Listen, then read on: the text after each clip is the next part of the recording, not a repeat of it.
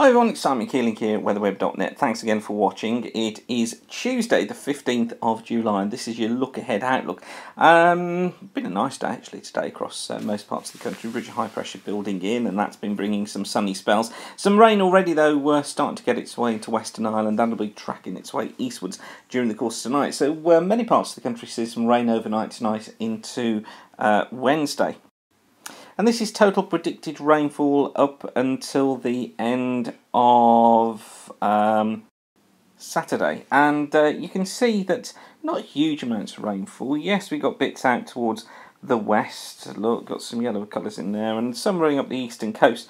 But generally for most, between around 5 and 10 millimetres. Some isolated thundery showers to come at the end of the week. But then things turning wetter over the weekend, and this is total rainfall from now through until the end of Monday, going into next Tuesday. And look, everywhere's turned yellow. Basically, we're looking at totals of between 20 and 30 millimetres for many. 40 millimetres plus in places, and most of the rainfall affecting central parts of Scotland.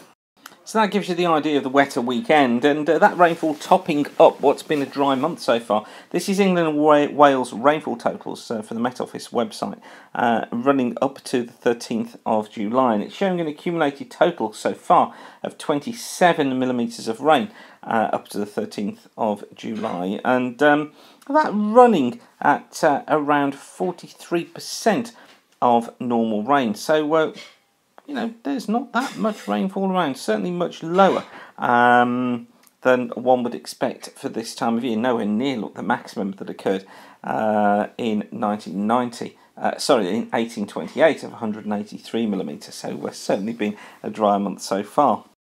But it's next week again where much of the focus is, because we're getting such conflicting signals as to how things develop during next week. This is how the CFS sees it. It tries to put higher than normal heights out towards the east, lower than normal out towards the west. Look, with this trough affecting many western parts of the country up to the 21st. And then as we look at week 2, it then tries to really bring lower than normal heights across the Atlantic, bringing the jet stream screaming across the Atlantic, comes into a ridge that's out here further towards the east. That ridge perhaps trying to keep a grip on eastern and southeastern parts of the country, but with the jet out towards the west, bringing more rain and more unsettled conditions there. But that really is in contrast to where the ECMWF wants to see it. This is the ECMWF on the left here. This is the GFS on the right.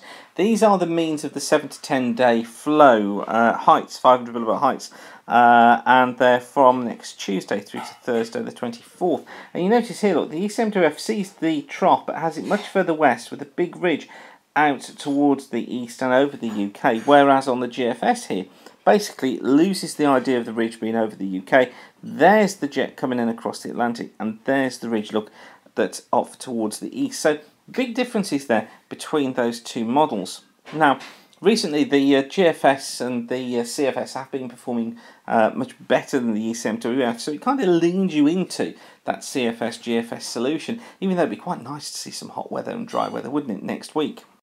But I think it still points towards my ideas I was telling you about the 25th, 26th, before we see any real improvement, and that may be in for a short time. This is the week 3 forecast, running from the 29th of August through to the 4th of August, and you can see here, look, higher than normal heights built in. So a ridge is certainly built through the UK during that time. There's the remnants of the trough out towards the east, but this would hint at better weather during this period. So the CFS trying to show 26th, probably through till around the 4th, as being better, drier, fairer conditions. And then for week 4, the ridge has disappeared off towards the east. We've got a trough out towards the west and probably over the country as well. So doing something like that again. So the wetter weather coming in for the west, always staying fairly mild though, with those winds coming in from the south. And rain in the west, but perhaps some thundery showers in the east. So that fair weather not lasting over long. But again, the CFS wants to bring it back, with dry weather becoming more established across the country once again. I'll show you that in just a second. But this is the surface temperature forecasts running through for the next 90 days, taking us through to the end of August. And you notice here, look, this rise in temperatures taking place, and this peak that comes in here around about that period from around the 4th running through to around the 11th of August. So trying to pick up on the warm weather coming in, and that's as that trough comes into the west of Ireland, the ridge builds off toward the east. We get that southerly flow, but the risk of some thunderstorms as well. But generally you can see there, look, through most of August, conditions actually looking fairly warm. Now, as I say, the CFS does want to bring dry weather back again. It seems to have gone a bit high-happy. This is the rainfall for the coming week. So, as we expect, it's a mixed week. That's what that signal tells us. Most of the rain out towards the west. Week 2, CFS, as I've said, is still trying to keep things unsettled through week 2. So, sees the jet across the Atlantic, wants to bring in some rainfall into most parts of the country, and certainly doesn't see the high that the ECMWF is seeing, although it does make it warm. And then this is the week that goes right at the end of July through to the 4th of August. Look, here's the drier weather. You can see it here, look, moving in. So there's the drier weather starting to move in. And then it actually wants to keep drier conditions across the south of the country into week 4, and it hints at high pressure being centred somewhere in here. Brings some rain through Scotland and northern England, but wants to keep the southern half of England, Wales and much of Ireland dry. And it tries to do a similar thing as well for week 5, taking us up to the 18th of August. So there's the influence of the high pressure area. You can see it in there, affecting much of the UK, Ireland, and actually much of France, Spain and Portugal as well.